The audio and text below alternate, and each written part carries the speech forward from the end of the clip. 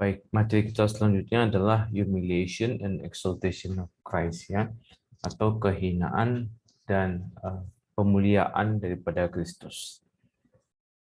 Nah, untuk bagian pembelajaran yang hari ini kita akan hanya membahas mengenai humiliation saja dan juga sedikit pengantar mengenai keduanya, ya. Ya, oke. Jadi kita akan melihat ada the state, ya, ada dua, itu the state of humiliation and the state of exaltation. Jadi di dalam state of humiliation, yaitu kehinaan, ya kurang lebih kita bisa gambarkan turun ke bawah. Dijelaskan bahwa dalam situasi ini atau state of humiliation ini, Kristus itu berada di bawah hukum Taurat, ya. Jadi pada waktu dia mengalami state of humiliation, dia berada di bawah hukum Taurat untuk memenuhi the covenant of works dan berada di bawah kutuk hukum Taurat. Nah, jadi pada waktu ini adalah sebelum Yesus mengalami kebangkitan, ya. Jadi ini digambarkan, kita akan bahas poin-poinnya. Jadi ada titik-titik di mana Yesus terus makin turun, dan seterusnya. Nah, di dalam situasi ini, Yesus ini berada di bawah hukum Taurat, artinya dia memiliki satu keterikatan terhadap hukum Taurat dan wajib melakukan hukum Taurat, ya, atau dia akan dihakimi berdasarkan hukum Taurat, ya. Nah, kemudian yang kedua adalah the exaltation of Christ, ya. Setelah dia berada di titik paling bawah, kemudian dia akan naik, gitu, kurang lebih, ya. Nah, di sini kita akan membahas mengenai bagaimana Kristus nanti mengalami kemuliaan. Nah, kalau poin pada state of exaltation, jadi ini yang pertama dia alami, lalu kemudian dia naik, ya, kurang lebih begitu. Jadi Kristus turun dan kemudian dia naik. Di dalam state of exaltation ini, kebalikannya itu Kristus bebas dari hukum Taurat, artinya dia telah menang dan dia telah memenuhi, menggenapkan seluruh tuntutan hukum Taurat, dan dia telah memenuhi persyaratan the covenant of works, ya, yang mengenai Taurat ini juga, dan telah membayar hukuman atas dosa. Nah, ada sedikit perbedaan antara pandangan Reform dan Lutheran, ya, meskipun sama-sama Protestan. Di dalam konsep Reform, the subject atau subjek daripada state of humiliation ini dan state of exaltation ini adalah the logos, ya, yaitu pribadi sang mediator. Sementara kalau Lutheran memahami itu sebagai hanya natur manusianya saja. Jadi karena ini berhubungan dengan natur manusianya dan ini juga berhubungan dengan natur manusianya, maka menurut kelompok Lutheran bahwa yang mengalami state of humiliation dan state of exaltation adalah natur manusia saja. Tapi dalam pandangan Reform, yang mengalami proses the state of humiliation and exaltation ini adalah pribadi logos, ya. Memang manusianya itu mengalami semua ini, tetapi subjeknya itu pribadi sang mediator. Baik, kita akan masuk pembahasan satu-satu, ya. The 5 stages of humiliation of Christ, 5 tahap, ya, yang titik yang tadi saya jelaskan, titik-titik di mana dia turun itu. 5 stages of humiliation atau 5 tahap dari kehinaan Kristus. Yang pertama adalah inkarnasinya. Yang kedua adalah penderitaannya. Kita akan bahas satu persatu. Kemudian kematiannya dan penguburan serta turun ke dalam dunia orang mati, descend into Hades. Jadi ini kalau kita lihat urutannya sudah disebutkan di dalam pengakuan iman rasuli, ya. Lahir dari anak darah Maria, kemudian menderita di bawah pemerintahan Pontius Pilatus, lalu kemudian di sini disalibkan, ya, di sini disalibkan, kemudian mati dan dikuburkan, turun ke dalam kerajaan maut, ya, dan seterusnya itu adalah nanti bagian exaltation ya. Jadi humiliation and exaltation ini berada atau ada dalam penjelasan pengakuan iman rasuli. Dan kita akan bahas satu persatu dari 5 stages of humiliation of Christ. Yang pertama, inkarnasi. Jadi inkarnasi menjadi manusia adalah sebuah kehinaan, gitu ya. Jadi kehinaan yang pertama, mengapa menjadi sebuah kehinaan? Ya, jadi kan di sini dikatakan it was a humiliation that Logos assumed flesh. Jadi adalah sebuah kehinaan bagi Logos untuk mengenakan tubuh itu. Nah, mengapa demikian? Karena ini ya, sebelum kejatuhan misalnya, sebelum kejatuhan, manusia itu memang memiliki keterbatasan. Sangat bagi Logos yang memiliki natur tidak terbatas, maka memiliki natur yang terbatas itu merupakan sebuah kehinaan ya, atau turun atau humiliation.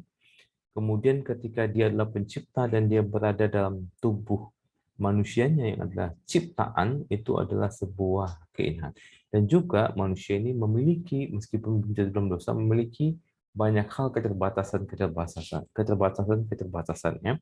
Dan sejak kejatuhan, natur manusia itu lemah ya, dan merupakan subjek penderitaan dan kematian.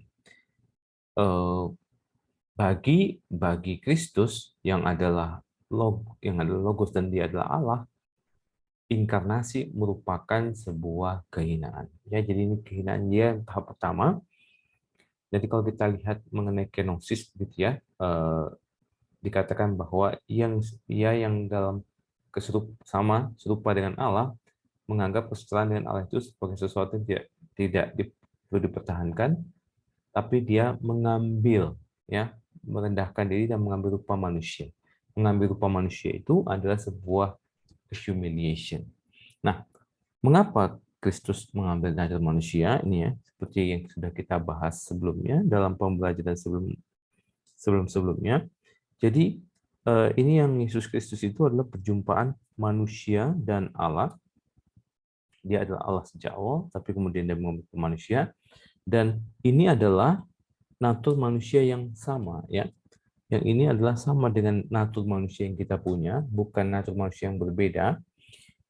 Mengapa ini dari catatan supaya kita ingat, jika natur manusia Yesus tidak sama, jadi misalnya ditanyakan, mengapa Allah tidak menciptakan manusia yang baru saja atau menciptakan tubuh yang baru saja bagi Kristus, ya, supaya tidak perlu melalui rahim Maria atau tidak harus sama dengan kita atau menjadi satu turunan, gitu ya.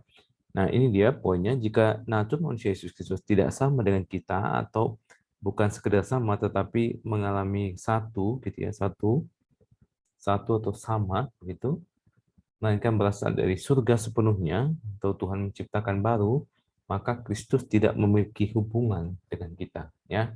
Jadi kita tidak memiliki hubungan dengan Dia dan kita tidak satu dengan tubuhnya. Jadi natur yang sama merupakan sebuah keharusan bagi karya mediasi Kristus.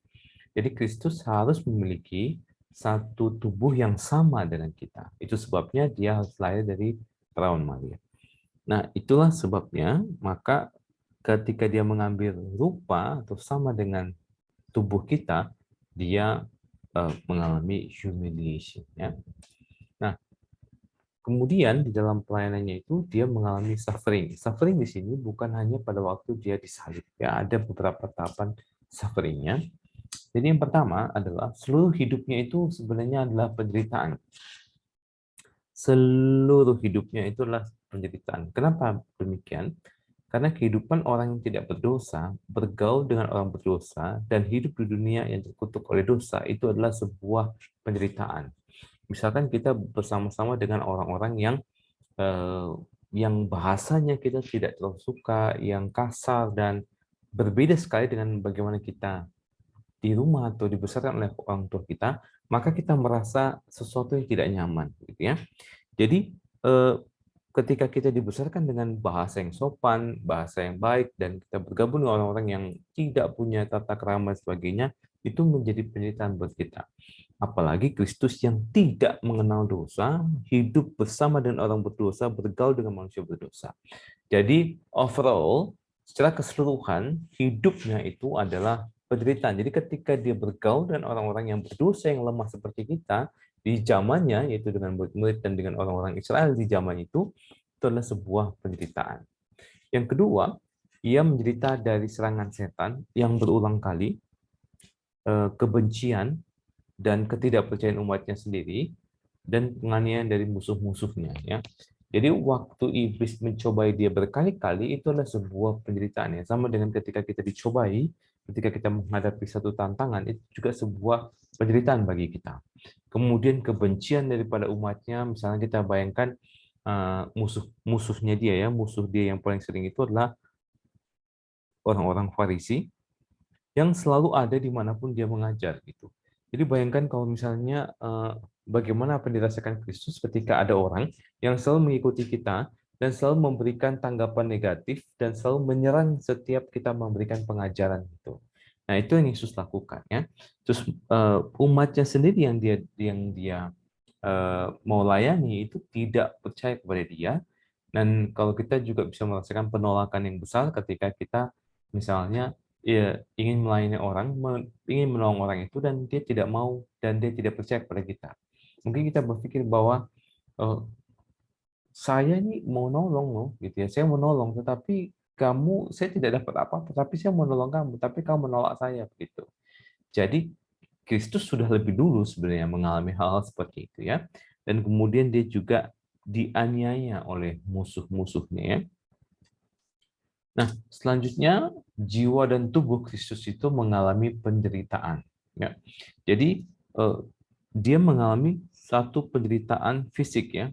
Ini saya bahas dulu fisik dulu. Jadi dia mengalami satu penderitaan yang fisikal ya, khususnya pada waktu sesudah dia ditangkap ya. Dia itu dipukuli, dia cambuk dan kemudian akhirnya dia disalibkan. Nah, dia mengalami suatu penderitaan yang sifatnya fisikal. Dan penderitaan dia secara fisikal itu satu penderitaan juga termasuk golongan cukup ekstrim ya. Mungkin mayoritas manusia tidak mengalami penderitaan ekstrim seperti yang Kristus alami. Tapi penderitaannya itu juga bukan penderitaan yang cuma hanya tubuh, tetapi juga jiwanya. Ya, misalnya saja waktu dia berdoa, dia mengatakan waktu dia berdoa untuk mau ditangkap, dia mengatakan hatiku sangat sedih, gitu ya. Nah, hati ini sebenarnya dalam terjemahan dalam bahasa aslinya adalah jiwa, ya. Jadi dia mengatakan jiwaku sangat sedih, seperti mau mati rasanya, gitu ya. Dan kemudian tubuhnya itu juga untuk tubuhnya itu dihancurkan. Jadi Kristus itu mengalami penderitaan fisik, penderitaan psikologis, gitu ya.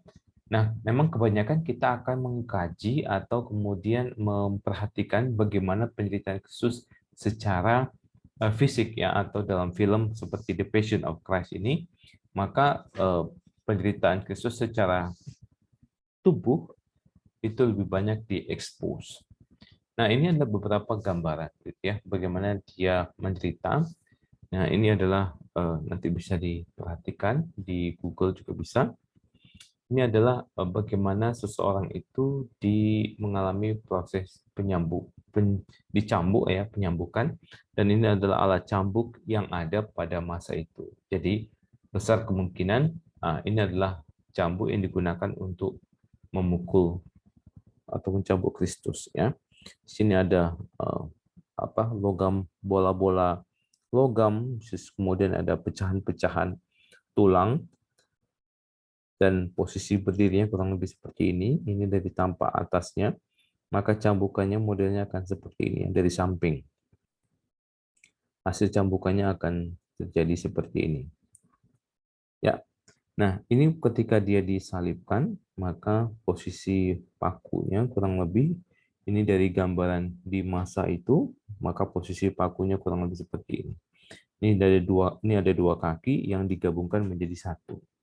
Nah, kemudian untuk tangan yang dipaku, kurang lebih posisinya ada di posisi sini ya, bukan di posisi sini.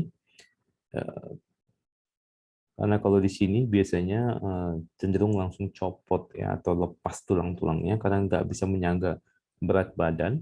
Jadi kemungkinan besar seperti catatan pada masa itu, jadi kebanyakan dari sini sehingga ada tulang yang lebih kuat untuk menahan berat badan. Jadi ini adalah penderitaan yang Kristus alami secara fisik ya, seperti umumnya kita expose adalah penderitaan tubuhnya, tapi dia juga mengalami penderitaan jiwa ya. Bagaimana seseorang itu secara psikologis itu merasanya itu mau mati tapi nggak mati gitu ya. Suatu tekanan yang luar biasa sampai sehingga peluhnya atau keringatnya itu adalah darah ya, tetesan-tetesan darah yang kemungkinan besar menurut ilmu kedokteran itu adalah tekanan stres atau stres yang sangat kuat sehingga pembuluh-pembuluh darahnya juga pecah. Nah, kemudian yang terakhir adalah penderitaan Kristus ini sebenarnya tidak sepenuhnya alami, tapi juga adalah tindakan Allah ya. Jadi Allah sendirilah yang meremukkan Kristus gitu. Jadi ini jauh lebih berat dibandingkan penderitaan-penderitaan yang ada di sini. Jadi ini penderitaan di mana digambarkan bahwa Allah sendiri yang meremukkan dia dengan menyebabkan semua hukuman dosa itu ditanggung oleh Kristus. Ya, jadi kalau kita perhatikan di sini ya bahwa Allah menyebabkan kejahatan kita menimpa dia seperti banjir. Jadi sama seperti kita itu dihukum oleh Allah, maka Kristus menanggung semua hukuman itu dan itu adalah tindakan Allah. Bagaimana Allah meremukkan dia sama seperti Allah meremukkan kita seharusnya di dalam neraka gitu. Jadi apa yang kita alami di dalam neraka itu diterima oleh Kristus sepenuhnya pada waktu dia masih disalibnya atau berada di dalam uh, dipakukan disalib dan dalam keadaan hidup dia menerima kematian yang harusnya kita terima. Nah, akhirnya dia mengalami kematian di atas kayu salib ini. Nah, di sini yang dialami oleh Kristus ini adalah sebuah physical death ya. Physical death. Jadi kalau misalnya kita sebut sebagai physical death atau kematian fisik itu adalah terpisahnya antara jiwa dan tubuh gitu ya. Atau jiwa ini sama dengan roh ya. Jadi roh dan tubuhnya itu terpisah. Nah, dosa adalah keterpisahan dengan Allah dan kematian adalah buah dari dosa. Jadi itu adalah hal yang natural ya. Kalau orang itu berdosa, maka dia akan mengalami yang namanya physical death. Nah, di sini Kristus tidak berdosa. Jadi Kristus itu sebenarnya tidak seharusnya mendapatkan kematian karena dia tidak terpisah dengan Allah karena dosa. Jadi Kristus mati karena Allah memberlakukan atau impose ya, memasukkan hukuman mati atas mediator secara yuridis. Karena dia secara sukarela membayar penalti atas dosa umat manusia. Jadi yang dialami oleh Kristus itu adalah dia tidak mati karena dosa-dosanya seperti kita, tetapi dia mati secara sukarela memberikan dirinya di hadapan Allah untuk menanggung dosa-dosa kita, dan Allah kemudian memberlakukan hukuman mati atas kita kepada dia. Jadi yang mati ini harusnya kita, tetapi akhirnya Kristus yang mengambilnya. Jadi kalau misalnya saya gambarkan kurang lebih ya, kurang lebih urutannya. Jadi yang pertama itu kita mengalami yang kita sebut sebagai spiritual death. Nah, spiritual death ini adalah kematian spiritual, yaitu terpisahnya kita dengan Allah, ya seperti ini. Sama seperti Adam dan Hawa jatuh dalam dosa, maka mereka terpisah dengan Allah, dan ini akan membawa kepada yang kita sebut sebagai physical death, ya physical death. Nah, physical death itu terpisahnya jiwa dan tubuh. Nah, kemudian kita akan masuk ke dalam yang namanya eternal death. Kalau misalnya kita tidak ditebus ya, kita akan mengalami eternal death, yaitu kematian kekal dan mendapatkan penghakiman atas dosa-dosa kita selama-lamanya di dalam kekekalan atau eternal death. Nah, Kristus tidak mengalami ini sehingga Kristus tidak harus mengalami yang selanjutnya, tetapi Yesus mengalami physical death dan eternal death ya. Di sini Yesus adalah subjek dari kematian fisik dan juga kematian kekal ya, physical death. Kenapa Kristus mengalami physical death? Untuk menebus kita yang kalau seandainya Kristus tidak mengalami eternal death, maka kita akan masuk dalam eternal death. Jadi Kristus mengalami eternal death untuk menolong kita supaya kita tidak masuk dalam eternal death. Jadi dia menanggung penalti atas dosa. Jadi Kristus di sini meskipun Yesus tidak mati secara kekal, tetapi hukuman yang diterima Kristus itu adalah hukuman seperti hukuman kekal. Ya, jadi secara kualitas Kristus mengalami kematian yang sama dengan kematian atau hukuman yang akan kita terima selama-lamanya. Jadi sama seperti kita mengalami kematian atau hukuman secara kekal, maka hukuman yang berat itu ditanggung oleh Kristus ketika dia di kayu salib sepenuhnya. Ya. Nah, di sini ada Katekismus Heidelberg di pertanyaan 37 mengatakan all the time he lived on earth. Jadi selama dia hidup di bumi, but especially at the end of his life, ya, dan khususnya pada akhir hidupnya, dia menanggung di dalam tubuh dan jiwanya murka Allah terhadap dosa bagi seluruh umat manusia. Jadi seketika itu tubuhnya ini menjadi tubuh berdosa bukan karena dia melakukan dosa, tetapi semua dosa itu ditumpahkan kepada Kristus dan Kristus menanggung semua hukuman dosa itu pada waktu dia di kayu salib. Ya. Nah, itu yang kita bahas di sebelumnya itu bahwa itu adalah tindakan Allah. Ya.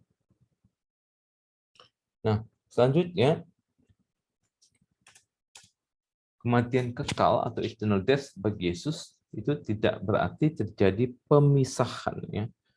Pemisahan antara logos dengan tubuhnya. Jadi logos itu tidak pernah terpisah dengan tubuhnya. Itu adalah sebuah union yang tidak pernah terpisahkan.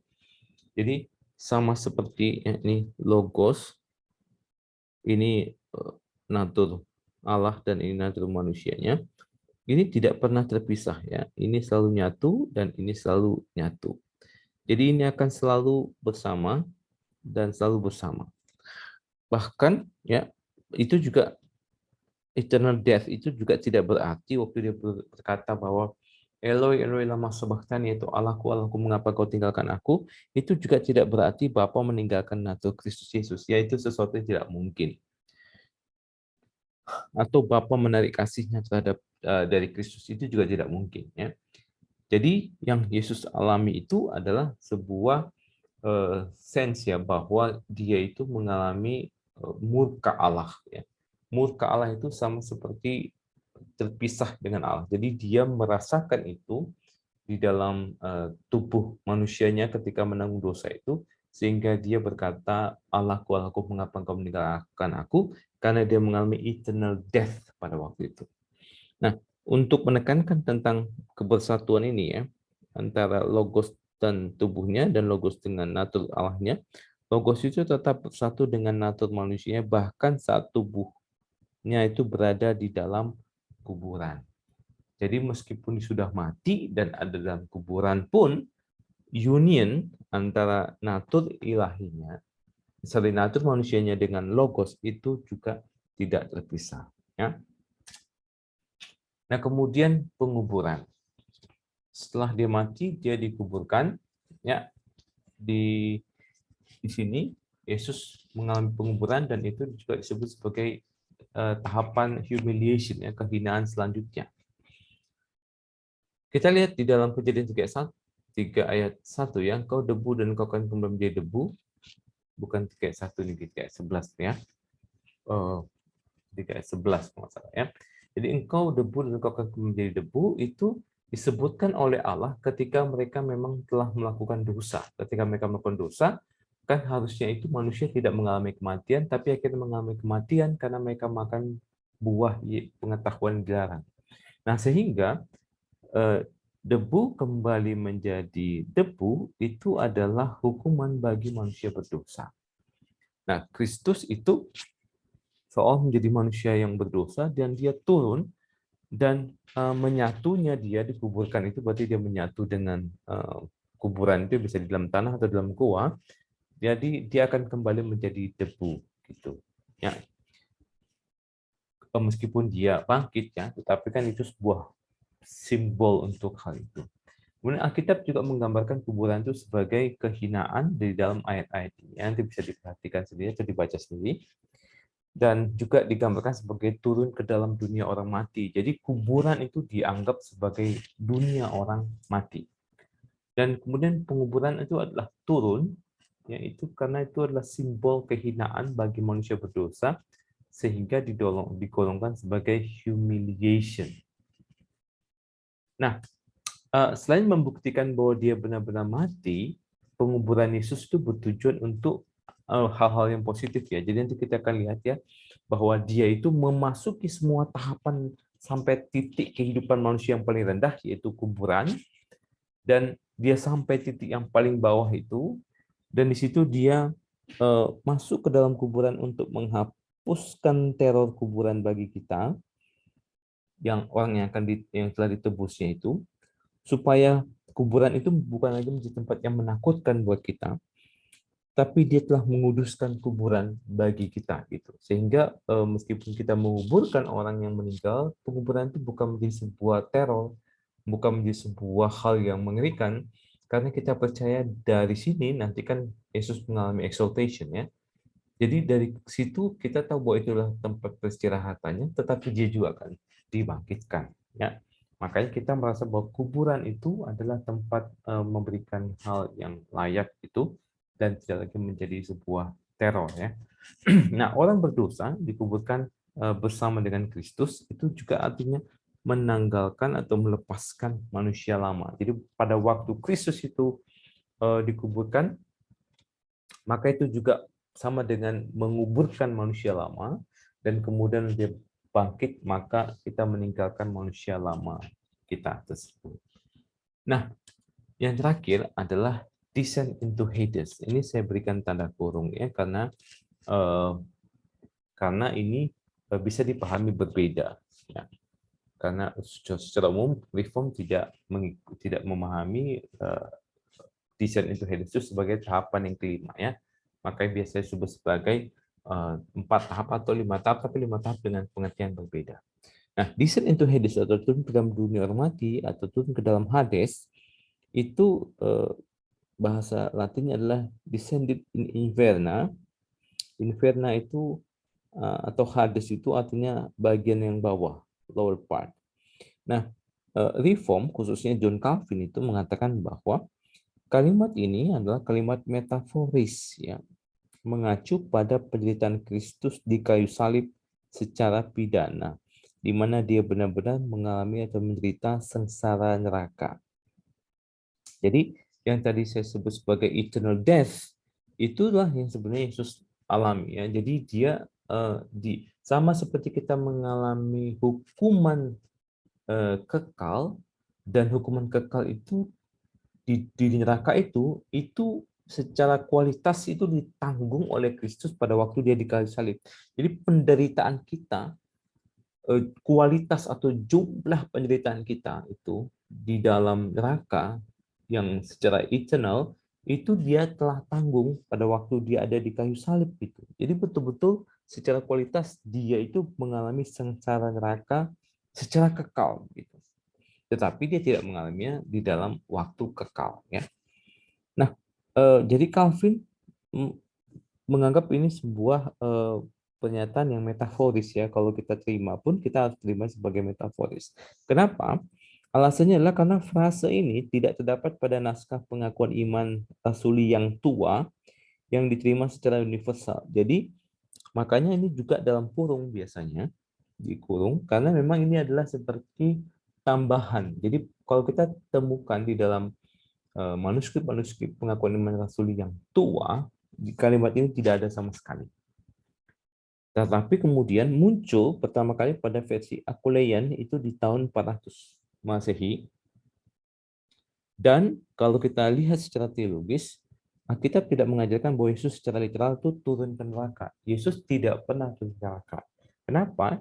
Karena Yesus mengatakan bahwa ya Bapa, ke dalam tanganmu kuserahkan jiwaku, atau ke dalam tanganmu kuserahkan rohku. Jadi pada waktu Yesus mati di kayu salib, ya tubuhnya itu dikuburkan, ya, dikuburkan di dalam gua, anggap aja di dalam tanah begitu ya supaya gampang.